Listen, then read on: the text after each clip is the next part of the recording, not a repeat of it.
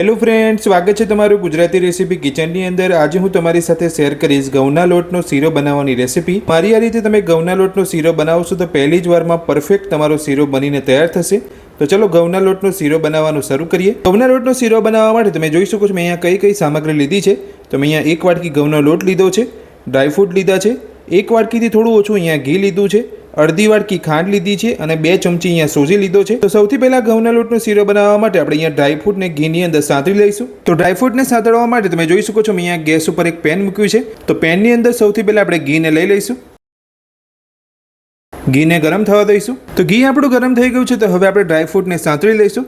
તો ડ્રાયફ્રૂટની અંદર તમે જોઈ શકો છો મેં અહીંયા બદામ કાજુના નાના ટુકડા કરીને લીધા છે। તો તમે જોઈ શકો છો અહીંયા ડ્રાયફ્રૂટનો કલર બદલાઈ ગયો છે। તો હવે આપણે ડ્રાયફ્રૂટને કાઢી લઈશું। તો ડ્રાયફ્રૂટને આપણે અહીંયા સાંતળી લીધા છે। તો હવે આપણે એ જ ઘીની અંદર ઘઉંના લોટને પણ શેકી લઈશું। સાથે જે 2 ચમચી સોજી લીધો હતો તે પણ ઉમેરી લઈશું। તો સોજી અને ઘઉંના લોટને શેકી લઈશું।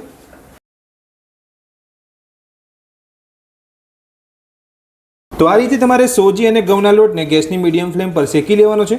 તો સોજી અને ઘઉંના લોટને થોડો શેક્યા પછી હવે આપણે તેની અંદર સૂકી દ્રાક્ષ ઉમેરીશું અને દ્રાક્ષ ઉમેર્યા પછી આપણી સૂકી દ્રાક્ષ અહીંયા ફૂલે ત્યાં સુધી આપણે લોટને શેકવાનો છે। તો તમે જોઈ શકો છો બધું જ એકદમ સરસ અહીંયા શેકાઈ ગયું છે અને દ્રાક્ષ પણ એકદમ સરસ આપણે અહીંયા ફૂલી ગઈ છે। હવે આપણે પેનની અંદર જરૂર પ્રમાણે ગરમ પાણી ઉમેરીશું। જેટલો તમારે અહીંયા શીરો ઢીલો રાખવો હોય એ પ્રમાણે તમારે અહીંયા પાણી ઉમેરવાનું છે। તો ગરમ પાણી ઉમેરીને બધું જ આપણે અહીંયા મિક્સ કરી લઈશું અને આ રીતે બધું શેકાઈ ગયા પછી તમારે ગરમ પાણી એડ કરવાનું છે। તો ગરમ પાણી ઉમેરીને આપણે અહીંયા બધું જ મિક્સ કરી લીધું છે। તો હવે આપણે શીરાની અંદર અડધી વાટકી ખાંડ ઉમેરીશું। ખાંડનું પ્રમાણ તમે અહીંયા તમારા ટેસ્ટ પ્રમાણે વધતું ઓછું કરી શકો છો। ખાંડ ઉમેરીને બધું સરસ અહીંયા મિક્સ કરી લઈશું। તો ખાંડ ઉમેરીને આપણે અહીંયા મિક્સ કરી લીધું છે। તો હવે જે ખાંડ આપણે અહીંયા ઉમેરી છે તે ઓગળે ત્યાં સુધી આપણે શીરાને મિક્સ કરતા રહીશું।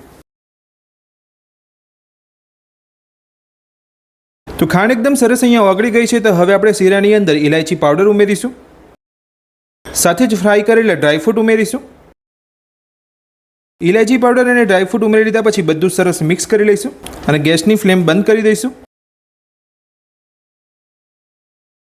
તો બધું જ આપણે અહીંયા મિક્સ કરી લીધું છે અને તમે જોઈ શકો છો જોતાં જ ખાવાનું મન થઈ જાય તેવો ઘઉંના લોટનો શીરો બનીને આપણો તૈયાર છે। તો હવે આપણે શીરાને એક પ્લેટની અંદર સર્વ કરી લઈશું। તો ઘઉંના લોટનો શીરો બનીને તૈયાર છે અને આપણે એક પ્લેટની અંદર સર્વ પણ કરી લીધો છે। તો આ ઘઉંના લોટનો શીરો બનાવવાની રેસીપી તમને મારી કેવી લાગી મને કોમેન્ટ બોક્સની અંદર કોમેન્ટ કરીને જરૂરથી જણાવજો। આજની રેસીપી પસંદ આવી હોય તો વિડીયોને લાઇક કરજો, ચેનલને સબસ્ક્રાઇબ કરી રાખજો આ જ રીતની નવી રેસીપી મેળવવા માટે। Thank you.